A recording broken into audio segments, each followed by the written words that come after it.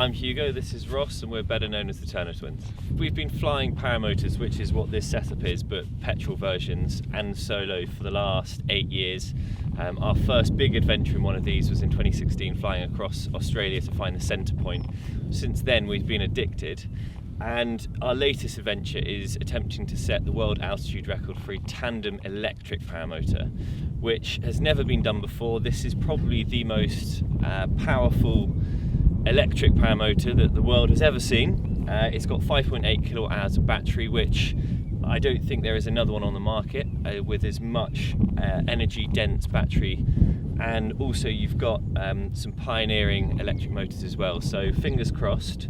We are aiming to get to about 10,000 feet. We've done lots of training in Dartmoor and here in Wiltshire, and now we're taking it to the ultimate test, which is in the Alps. So next week, fingers crossed, the weather will allow us to head out to Val d'Isère, where we'll take off at just under 2,000 metres and see where we can go. There's been a lot of training to replicate the conditions that we'll be flying in the mountains. Predominantly here it's very, very open, so it's quite a lot easier to have more available air to fly in, land. In the Alps we're going to be in a valley, a very steep valley, so the amount of air that we can fly through and around will be much more restricted. We're going to have a lot more thermals. It's going to be probably minus 15, if not below, with the wind chill.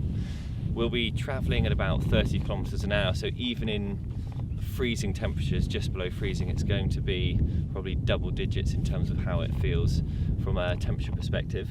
And yeah, we've just been flying up, getting to understand how the motor works, because battery and motor creates a lot of heat, albeit there's only one moving part, which is the propeller here. There's a lot of heat in the battery that needs to be expelled, and managing the temperature of the battery versus performance and lift is what we've been really training for. So we're getting an idea of how to fly it, which is a couple of minutes on full power, cruising for a minute or so, and then full power. So it's going to be a staged flight rather than a full throttle the whole way, because we need to manage the battery and how much energy and lift it can give us ultimately. I certainly think the biggest thing we've learned from this is that battery management system and the temperature. Full throttle, the battery management system thinks there's not a lot of energy left, and so your percentage drops massively, whereas through our testing stages, going more and more longer flights, or having longer and longer flights in the air, has proved that this staged altitude